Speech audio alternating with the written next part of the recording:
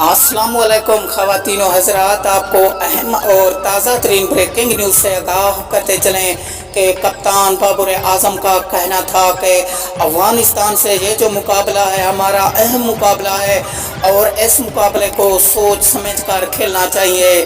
कहीं ऐसा ना हो कि इंडिया की तरह हम भी हार जाएं।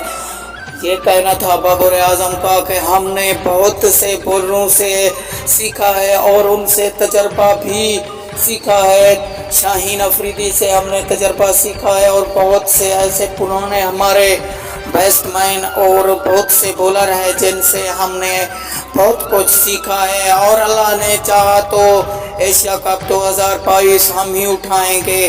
आज का बहुत बड़ा मुकाबला है। आपको अहम और ताज़ा तरीन ब्रेकिंग न्यूज़ से आगाह करते चलें कि अफ़गानिस्तान और पाकिस्तान का आज मुकाबला 7 बजे होगा।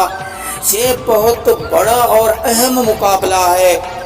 अफ़गानिस्तान के जो खिलाड़ी हैं वो भी बहुत प्रैक्टिस और कर रहे हैं और तजर्बे से खेलना चाहते हैं।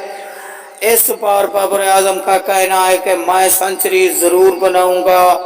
बहुत से मैच हो चुके हैं, बाबर आज़म खेल नहीं पा रहे, लेकिन अब वो इस मुकाबले में शायद कारकर्दगी दिखाएंगे अपनी और छक्के लगाएंगे।